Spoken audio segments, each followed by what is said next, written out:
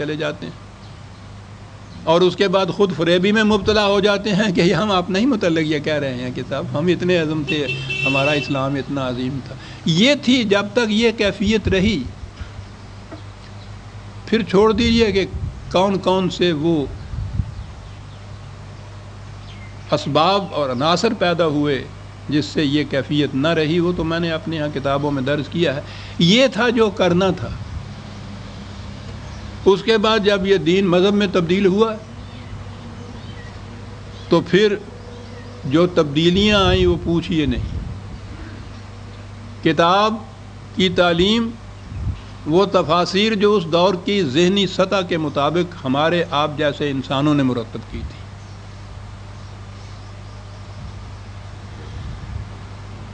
وہ حرف آخر ہو گئیں آپ کے ہاں کتاب کے سمجھانے کی، وہ قرآن کی تفسیر ہونے لگ گئی، وہ خواہ احادیث کی کتابوں میں تھی یا آپ کے ہاں بعد میں فقہ کے اندر آئی، تو وہ کتاب تو چلی گئی، اس کا بدل آ گیا۔ حدیثوں کے متعلق تو کھلے بندوں کہہ ہی دیا مثلہ ما ہو، قرآن کی مثل قرآن کے ساتھ چلیے بھائی۔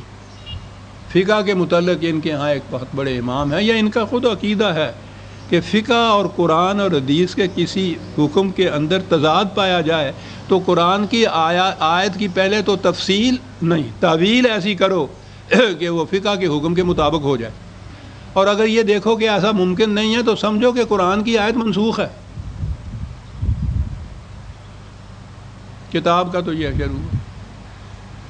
جو اس کے پھر معنی یا اس کی حقائق و معارف جو تھے سمجھائے گئے، ان کے متعلق تو میں ہر بار کوئی نہ کوئی آپ کو مثال دیتا ہی ہوں۔ عرش خداوندی، وہ آپ کو معلوم ہے کہ وہ عرش پانیوں میں تھا، اس کی تفسیر کہ وہ یہاں سے وہ 6 آسمان ہیں، ہر آسمان کے درمیان 500 سال کا فاصلہ ہے، 7ویں آسمان کے اوپر ایک سمندر ہے، سمندر میں کی گہرائی بھی وہ 600 میل یا 700 میل کے فاصلے کی ہے۔ اس سمندر کے اندر 6 پہاڑی بکرے کھڑے ہیں، وہ سمندر کا پانی ان کے گھٹنوں تک آتا ہے، ان کے سینگوں کے اوپر خدا کا عرش ہے۔ ایک تو یہیں تک ہی ہے، اور ایک اور روایت یہ ہے کہ اتنا بڑا وہ تخت ہے کہ وہ محیط ہے اس کائنات کو، لیکن کیفیت خدا کی عظمت کی یہ ہے کہ جب خدا اس کے اوپر بیٹھتا ہے تو وہ عرش اس طرح سے چرچراتا ہے جیسے اونٹ کے اوپر کوئی سوار ہو تو اس کا کجاوا جو ہے اس میں سے آواز نکلتی ہے۔ یہ تو کتاب اور حکمت آ گئی آپ کی۔ اس کے بعد عقل کو تو انہوں نے طلاق ہی دے دی۔ شریعت کے معاملے میں عقل علم ہے ہی نہیں، سوال ہی نہیں پیدا ہوتا۔ عقل سے کام لینے والا جو ہے وہ دہریہ ہے، ابلیسی ہے، زندیق ہے۔ حکمت تو چلی گئی۔ کتاب کی یہ اشر ہوئی کہ کتاب براہ راست آپ کے ہاں سے بالکل مفقود ہے، ان تفاسیر کی روح سے پڑھیے، حدیث کی روح سے پڑھیے۔ حکمت جو تھی جس کے معنی وزڈم یا عقل و علم اور بصیرت تھا، وہ تو شریعت کے سے خارج کر دیا گیا، اور حکمت کی جگہ آپ کو معلوم ہے کہ اصطلاح آپ کے یہاں حکمت عملی۔ حکمت عملی کا تقاضا یہ ہے، یعنی نظریہ ضرورت، جو مصلحت ہو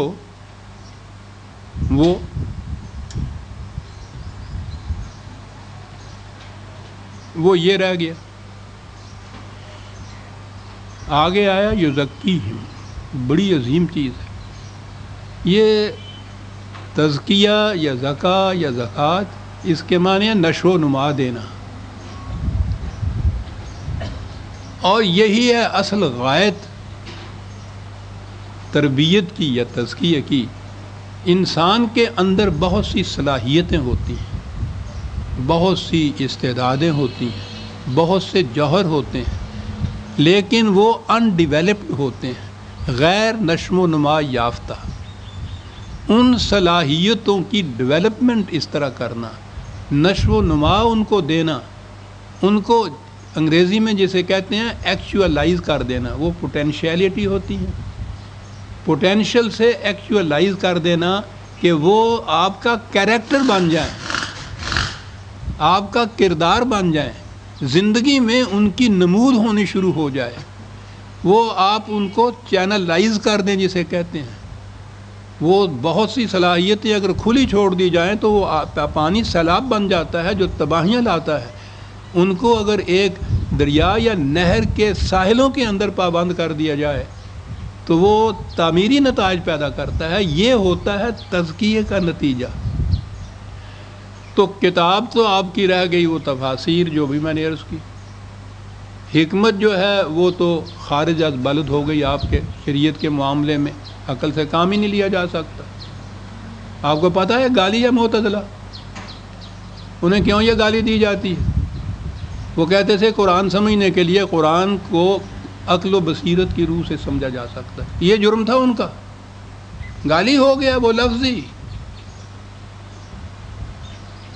اور مجھے تو جو گالیاں پڑتی ہیں وہ آپ کو معلوم ہے، ان میں ایک گالی یہ بھی ہے کہ یہ معتزلہ میں سے ہے، کیونکہ یہ کہتا ہے کہ عقل سے بھی کام لو۔ سکھاں نے ایک مہم جاری کی تھی اسی پہ، جو پڑھیا لکھا ہے بندہ ہوئے انہوں مار دیو، مساوات پیدا کر دے سے نا بھی اپنے جیا کر لو۔ وہ ڈھونڈتے پھرتے تھے کہ پڑھا لکھا مل جائے۔ گاؤں کا ایک نوجوان ذرا دیکھا کہ دھوئے ہوئے کپڑے کچھ پہنے ہوئے تھے، اس نے کہنے لگا وہ ادھر آ، پڑھے آئے ہیں؟ کہنے لگا جی نہیں میں تو بالکل نہیں پڑھے ہے۔ کہنے لگا لا دے دی گردن۔ کہنے لگا کیوں؟ کہنے لگا پڑھے آئے نہیں تھے تینوں بالکل کیویں پتہ ہے گا؟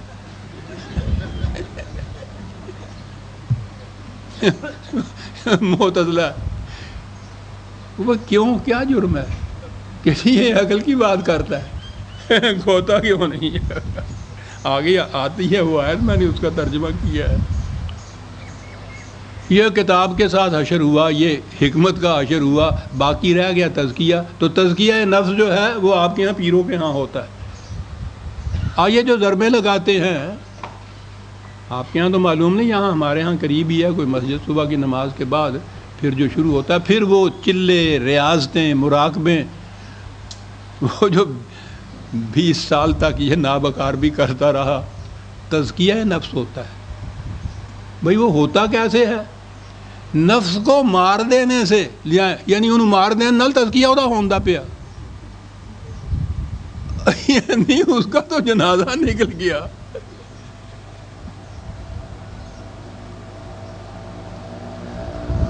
ترک دنیا، ترک عقبہ، ترک لذائذ، ترک حتیٰ کہ ترک وہ یہ ترک آپ حیران ہوں گے کہ یہ سب کچھ پڑھا ہم نے، یہ سب کچھ سیکھا ہم نے کہ یہ کیا کہا کہ یہ کسی چیز کے ترک کرنے کی خواہش بھی تو ایک خواہش ہے، بہرحال اس کو بھی ترک کر دینا چاہیے کہ ڈاؤکھا کم ہے۔ تزکیہ نفس وہ یوں ہو گیا کہ نفس ہی مار دو سیاپا، نہ رہے بانس نہ رہے بانسری۔ اب یہ آ گیا آپ کے یہاں کا اسلام، کتاب ہو گئی ہے تبری کی تفسیر، حکمت یہاں سے تو ختم ہوئی اور ہو گئی حکمت عملی، جو تقاضا مصلحت ہو کر گزرو، عقل و فکر کو دی طلاق۔ تزکیہ نفس کے معنی ہو گئے کہ خانقاہیت، یہاں سے نفس کشی اس کو کہتے ہیں۔ اور یہ آپ کے ہاں قرآن، یہ اسلام ہی نہیں، قرآن ہی نہیں، مغز قرآن مغز را برداشت ہے، یہ ہے ان کے ہاں کا کہ قرآن جو ہے یہ اس کا مغز تو ہم نے لے لیا معاذ اللہ، استخوان پیش سگاں افتاد، یہ جو باقی رہ جاتا ہے یہ قرآن آپ کے ہاں یہ ہڈیاں ہیں جو ہم نے کتوں کے آگے ڈال رکھی ہیں۔ وہ خدا کے لیے وہ یہ کام ڈرے کیا، غضب کے اندر تو خدا کے آئی ہوئی ہے، اس کی کتاب کے متعلق یہ چیز بڑے فخر سے گا کا پھر یہ اس مثنوی کو پڑھا جاتا ہے۔ کیا میں یہ رہا تھا کہ فریضہ رسالت تھا، پھر یہ یتلو علیہم آیاتہ ہی پیش کرتا تھا، یعلمہم الکتاب والحکمہ ویزکیہم۔ عزیزان من، جس تعلیم کا نتیجہ یہ یزکیہم نہیں، وہ تعلیم نہیں ہے، وہ ایجوکیشن نہیں۔ لٹریسی تو ہو سکتی ہے، خواندگی تو ہو سکتی ہے، لکھ پڑھ تو سکتا ہے اس میں، لیکن یہ ایجوکیشن کے تو لفظی معنی ہیں یہ